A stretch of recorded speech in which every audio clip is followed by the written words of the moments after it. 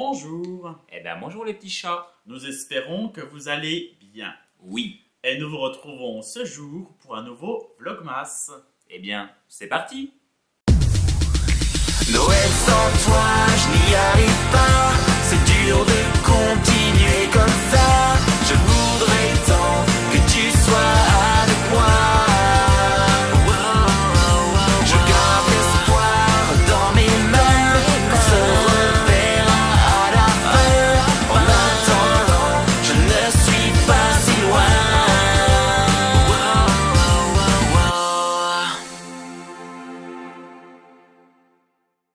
Merci Anthony pour l'ouverture. Mais je vous en prie Robinus. Nous allons vous présenter aujourd'hui une petite vidéo relative aux meilleurs, mais aussi aux pires souvenirs que vous avez vécu et que nous avons vécu de Noël. N'est-ce pas Anthony? Merci Robin de parler comme ça, c'est naturel. Audible. C'est audible. C'est audible.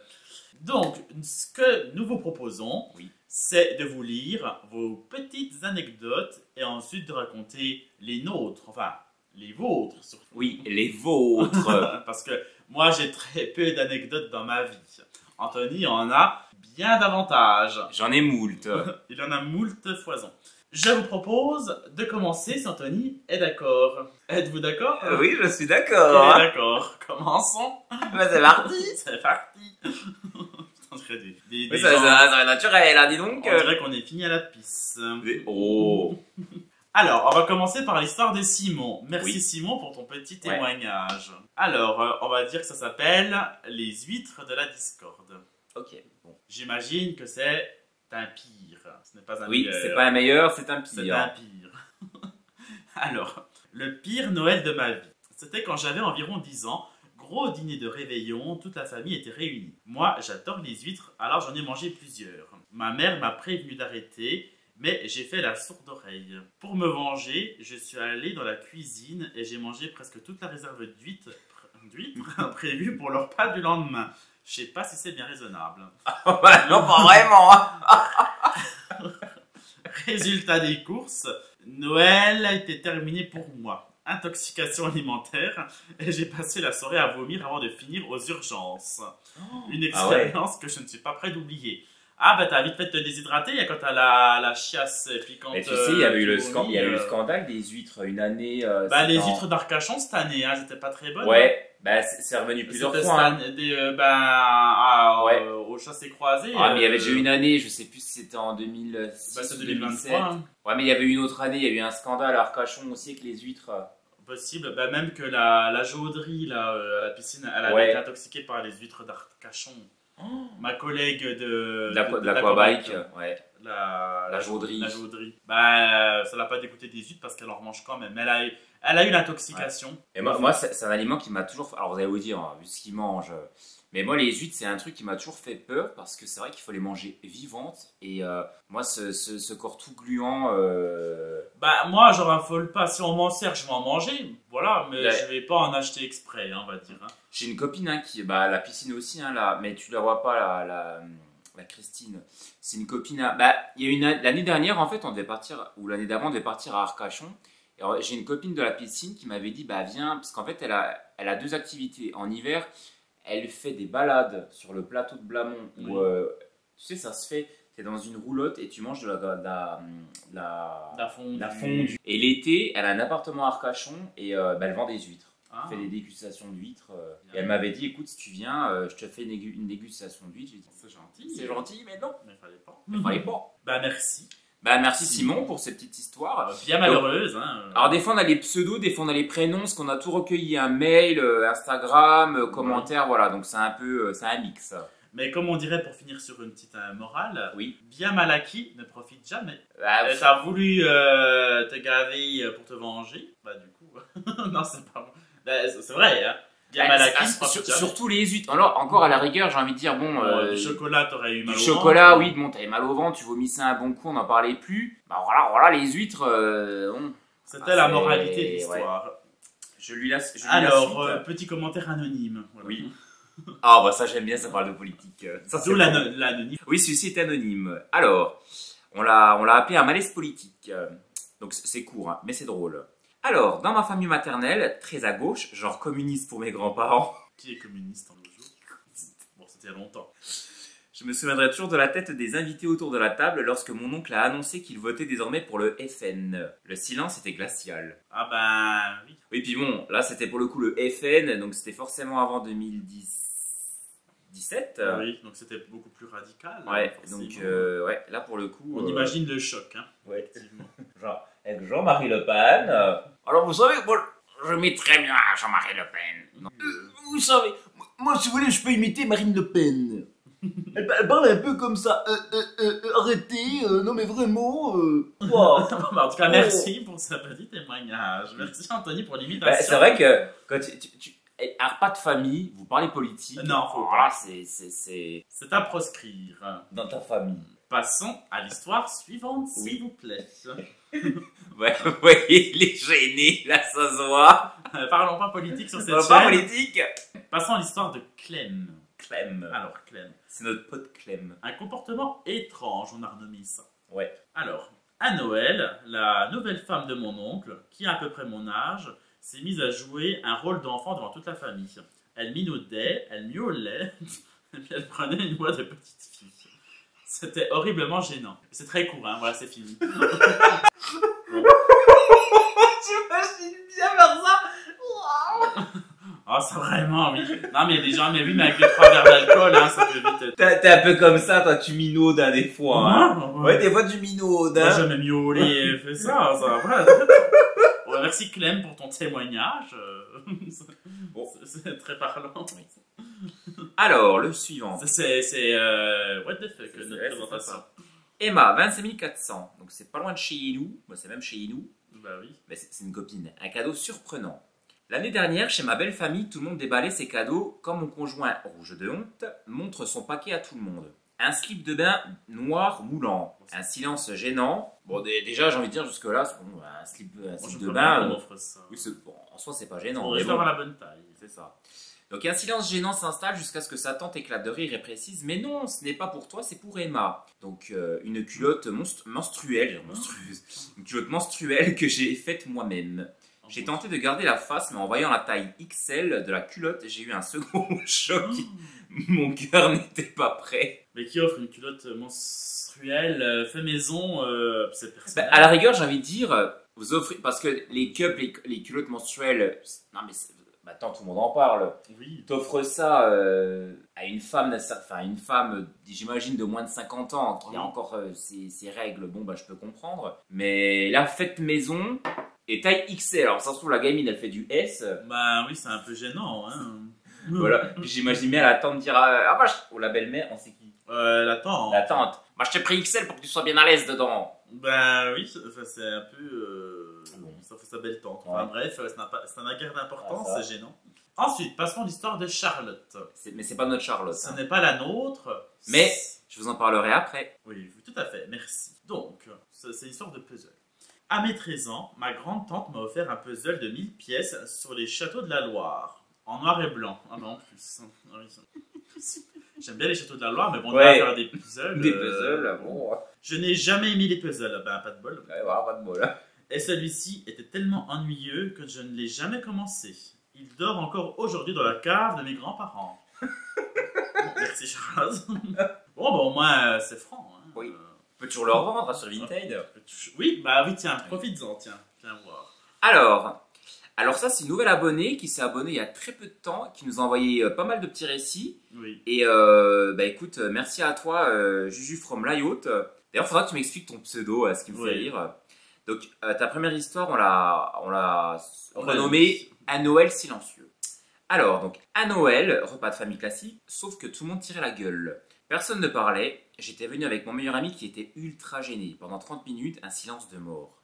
On est parti vexé. Ma mère m'a ensuite expliqué que cette ambiance surréaliste a duré tout l'après-midi. Des années plus tard, on ignore toujours pourquoi. Heureusement, ce genre d'ambiance ne s'est jamais reproduit. Ah bah ça c'était un esprit démoniaque qui était venu. Hein. Bah, alors à mon avis, Juju, je pense que il y a dû y avoir un truc qui a été dit ou quelque chose qui a été fait qui a dû vraiment peser sur le moral de tout le monde. Et c'est quelque chose qui ne s'avoue pas. Donc peut-être qu'on a appris une tromperie, une coucherie ou... Les gens étaient juste mal à l'aise de nature.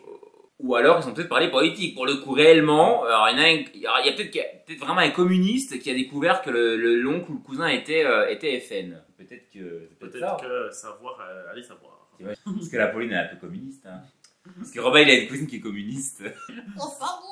Salut, toi, tu t'as pas très branché. Deuxième histoire de Juju from la yacht. Ouais. La raclette retardée. À 24 décembre, ma mère m'a demandé d'arriver en avance pour préparer une raclette. Bon, une raclette, généralement, il n'y a pas non plus trop de préparation. Oui, ça va. Simple, chauffer les patates, sortir la charcuterie. Mais avec mon meilleur ami, décidément, elle passe beaucoup de temps. Ouais. Elle passe avec son meilleur ami. C'est un peu une Charlotte avec son Anthony Martinez. Hein. On décide de passer l'après-midi à Genève. Mais quelle idée, c'est loin Genève, hein, quand même, du 25. Hein, attention. Ouais. Sur le retour, la douane nous arrête et nous fouille. Forcément, il faut faire attention. Surtout qu'en plus, tu peux pas partir avec tout ce que tu veux, généralement, à la douane. Elle dit pas qu'elle est du 25, hein. Elle. J'ai dû... Après, elle est peut-être pas loin de chez nous. Hein. Pour le coup, si elle a été à Genève, elle est pas hyper loin non plus de chez nous. Mais moi, je sens qu'elle est du 25, je sais pas pourquoi. J'ai ce sentiment. Juju, tu nous diras si c'était du 25 ou ouais, pas. tu nous diras si mon intuition est bonne ou mauvaise. Ouais. Bon, peu importe, si tu passes la frontière, c'est problématique. Oui. Sur le retour, donc la douane nous arrête et nous fouille. On sort à 22h en retard et on invente une excuse bidon. Ma mère, furieuse, a passé toute la soirée à faire la tête et nous fusiller du regard. Plus tard, elle a découvert la vérité en contactant ses amis gendarmes. Heureusement, ma période de conneries est loin derrière moi. Alors, je sais pas ce que c'était, mais est-ce que vous avez volé dans un magasin, vous avez passé la frontière en faisant bordel, vous avez conduit en état d'ivresse Je pense simplement que c'était en Suisse alors qu'ils auraient peut-être pas dû... C'était pas le moment d'y aller la veille d'un... Ouais, mais regarde, ses amis gendarmes, donc je pense qu'ils ont dû se retrouver au poste. Bon, tu penses? Ses amis gendarmes, non? Découvrir la vérité. On ne saura ne dit pas la vérité. On ne saura jamais, du coup, Juju. On ne sait pas, on reste sur notre fin. Mais merci quand même. Oui, merci. Pour tes témoignages. Moi, j'aimais bien celui de Noël. Il n'y a pas un autre, je sais plus si on en avait envoyé un autre. Ah non. Non, nenni ma foi. Ouais, bon, nenni ma foi. Ensuite. Oui. Ensuite, on va passer à nous. Nos anecdotes de nous autres. Après celle de vous autres. Après celle de vous autres. Alors, première anecdote, donc on en a mis 3. Donc le premier, c'est la mémère Richard. Alors en fait, bon, c'est pas grand chose. La mémère Richard, en fait, c'est la mère de ma grand-mère. Donc mon arrière-grand-mère en somme. Du côté maternel. Et en fait, Anthony est toujours... Alors moi, si ça ne tenait qu'à moi, je n'aurais pas fait une anecdote, tellement c'est insignifiant. Mais pour Anthony, ça a de l'importance. Mais franchement, moi, je suis mort de rire. Donc du coup, on va en faire une anecdote. Mais je pense que ça va parler à beaucoup de gens, parce que moi, ça me fait rire sur le coup. Mais à l'époque... à l'époque, c'était ainsi. C'était ainsi, donc vous allez découvrir ce que c'est. C'est tout simple, mais moi ça me fait rire. C'est juste une bêtise, enfin une connerie, rien une même connerie. pas. En fait, la dernière Richard, c'est une femme très simple. Du côté de ma famille maternelle, c'était des gens fort simples, assez modestes, voilà, à l'époque. Hein. Avec beaucoup d'argent quand même. Pas de ce côté ici. Non, on parle pas d'argent. Donc c'était une femme très modeste, travailleuse. Et puis elle avait des goûts simples. Elle aimait les choses très simples. Elle n'aimait pas les fioritures, elle n'aimait pas toutes les salades que tu peux te faire à la con. Donc du coup, elle avait pour habitude, le soir, en général, de se boire même pas une récorée, une chicorée au lait, avec du lait entier, chaud. Et elle avait pour habitude de se tremper.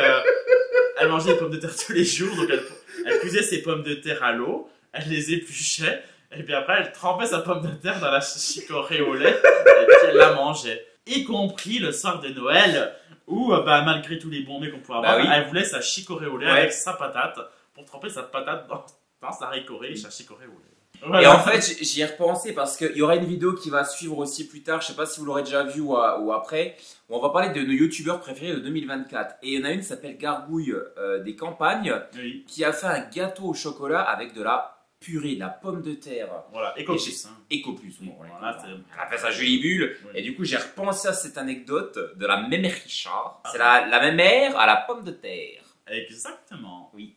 Voilà. Oui, la pomme de terre qu'elle trempait dans la chicorée. La chicorée.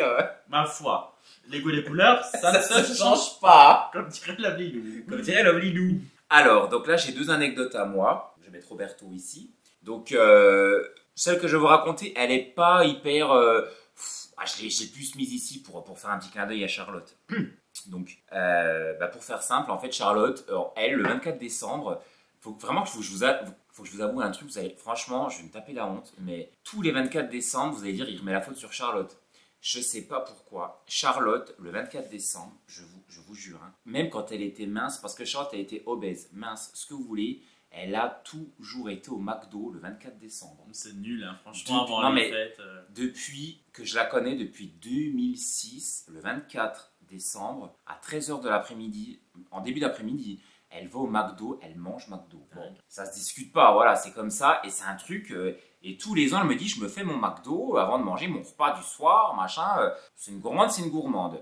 Et tous les ans, je l'accompagne au McDo. Alors moi, à chaque fois, je me prends un petit café, parce que du coup, moi, je me réserve pour le soir. Bah, bien sûr. Et voilà.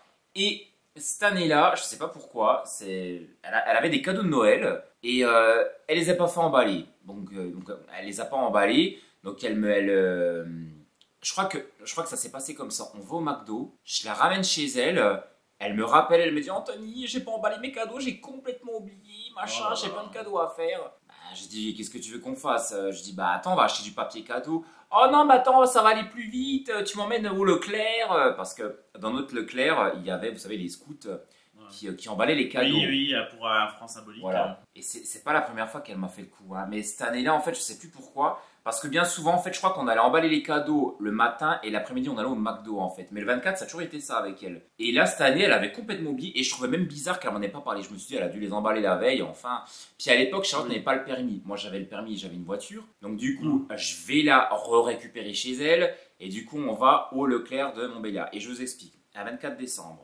Là-bas, c'est. Genre, le Leclerc de Montbéliard, c'est le pire Leclerc du monde, pas de France. Et voilà, donc il y a la circulation du 24 décembre, plus le marché de Noël de Montbéliard. Et à l'époque, c'était en 2013 ou 2014, c'était les années fastes où le marché de Noël était... cartonné. Il cartonnait. Bon, maintenant, le marché de Noël de Montbéliard, il est ce qu'il est. Mais à l'époque, il était souvent numéro 1. Donc, je vous explique pas le monde qu'il y avait. Donc, je l'emmène, on fait emballer tous ses cadeaux. Et je vous jure déjà la honte que j'ai eue devant les scouts. Elle a fait emballer des trucs, mais vous n'avez même pas idée de ce que c'était. Non, mais il y avait des trucs, il y avait un truc, c'était un paquet de piles. Ah bon? Elle a fait emballer un paquet de piles. Je sais pas pourquoi. Je me dis, mais quel est con. Il y avait un deuxième truc, c'était des chocolats. Mais vraiment, la vieille boîte d'escargots. Alors, je juge pas, attention, mais... C'était la vieille boîte d'escargots de chez Action. Il y avait des trucs de tes grands-parents qui aiment bien, là, les pâtes de fruits. Là, les pâtes de fruits. De fruits. Vraiment des cadeaux pourris. Et puis je sais plus ce qu'il y avait aussi pour sa mère. Elle avait dû acheter un truc à soupe, vous savez, une espèce d'appareil qui fait des soupes. Et que des trucs pourris comme ça. Et alors les scouts, ils emballent les cadeaux. En plus, on y est allé, mais genre à 17h30, 18h, le Leclerc fermait, les scouts n'en pouvaient plus. Moi, j'avais faim, honte, j'étais comme ça. Et puis, les cadeaux sont emballés. Donc, elle, merci. Donc, elle est prête à partir. Je dis, t'as pas une petite pièce ou quelque chose ou même limite un billet, parce que pour tout ce qu'ils ont emballé. Oui. Non, moi, j'ai pas prévu. Alors, du coup, je prends mon portefeuille. J'aurais donné 3 €. J'avais que ça. Parce que moi, ça fait 15 ans que je paye par carte bleue. J'ai jamais de liquide. Donc, franchement, la honte. Et à la fin... On sort du Leclerc, elle dit c'est quand même mal emballé, hein. Je la regarde et je lui dis maman, t'es sérieuse? C'est des scouts, hein, en plus. Il est un jeune homme, il avait 14 ans, il y avait des gosses, ça avait 8 ans, enfin. Franchement, c'est la honte. Franchement, ouais. Puis je crois que j'avais eu tellement mal au cœur qu'on avait emballé à plusieurs les cadeaux. Genre, j'avais emballé avec eux les cadeaux, enfin. Puis elle était là comme ça, son smartphone, avec son iPhone. Enfin bref, et puis. Et je me suis dit, on la changera pas, cette gamine. Hein. Toujours comme ça. Sûrement pas. Ouais. Elle a vu tout ce qu'elle voulait. Elle a eu ses cadeaux emballés, son McDo, voilà, tranquille. Vraiment, c'est honteux. Ça. Et on va passer à la dernière anecdote qui est l'intoxication alimentaire du chat. Alors, je sais pas si je vous l'ai déjà raconté, celle-ci. Je crois que j'en ai peut-être déjà dû parler dans une ancienne vidéo, mais c'est pas grave, je vous la raconte. Il y a une année, c'était le Noël 2016, donc le réveillon au soir. Donc ma famille et ma grand-mère, donc du coup on a mangé un très bon repas. Et cette année mes parents se sont pas embêtés, ils ont fait appel à un traiteur. Donc il y avait plusieurs choses qui venaient de chez le traiteur, il y avait des cassolettes et une mousse au chocolat. Voilà, donc pas grand chose. Je crois qu'ils avaient pris aussi des fruits de mer, mais ça j'en ai pas mangé. Moi j'ai mangé la cassolette et la mousse au chocolat. D'accord. Donc on a tous mangé, ouais, On a tous mangé ces trucs-là et 2 jours après, on est tous tombés malades. Aïe. Sauf que ma grand-mère n'avait pas mangé de fruits de mer, ni de cassolette, ni de mousse au chocolat, et elle n'a pas été malade. Donc on en a conclu, nous qui avions mangé ces mets-là, qu'on avait été intoxiqués, parce que du coup, moi, mes frères, mes parents, on a été malades comme des chiens. Ouais. Et vraiment, franchement, cette intoxication alimentaire, elle a commencé le 26 décembre. Elle s'est arrêtée le 3 janvier, pour que vous ayez une idée. Hein. Ah oui, quand même. Ouais, vraiment. On a fêté le nouvel an 2017 avec Charlotte. On était Ah oui, faudra que je vous raconte ce truc aussi. On était dans un bar. C'était un bar. Il y avait des prostituées dedans. Bon, bref. Ah. Même ce soir-là, même le 1er janvier, j'ai été plié en deux. J'avais mal au ventre. Vraiment. Ah oui. Ouais. et je suis retourné à la piscine et tout le monde m'a dit: oh, t'as maigri, dis donc. Oh, t'as un ventre plat. Et je vous dis, l'année 2017, tout le monde m'a dit: oh, qu'est-ce que t'as maigri. Et puis, pour le coup, j'avais perdu. Franchement, j'ai dû perdre au moins 6 kilos. Ah oui. Mais pendant au moins 10 jours, j'ai plus rien mangé. Tellement j'étais malade. Et ironie du sort d'ailleurs, mon médecin était en vacances. Donc j'ai dû aller voir un autre médecin en catastrophe. Ouais. Et ce médecin est devenu notre voisin. Ah oui, c'est Philippe. oui, le Philippe. Philippe, ouais. J'avais été le voir à l'époque et quelques semaines après, il était en retraite. En retraite, ouais. Et il m'a dit: oh ouais, il me dit, je prends plus de patients, mais ça me fait mal au cœur. Allez, viens me voir, machin. Et puis. De faire un tour ouais. à la maison. Et bon, pour le coup, il a pas fait grand chose. Il m'a juste donné du charbon. Il m'a dit: oh, tu sais, moi, tous les cachets, c'est des conneries. Tu bois une bonne soupe et puis tu t'hydrates bien, ça fera l'affaire. Je dis: bon, bah d'accord. Et puis voilà, c'est ma petite anecdote. Du jour du soir. Voilà, donc c'était un bon Noël. Mais c'était quand même pas une super bonne période parce que vraiment j'ai été très malade. Mais il a maigri, c'est l'essentiel. Bon, et ben il n'y a plus qu'à leur souhaiter une bonne soirée. Bah oui, les petits Cette chats. fin. On vous souhaite une très belle soirée. Et on vous dit à tantôt. À tantôt pour un prochain Vlogmas. Bisous les petits chats.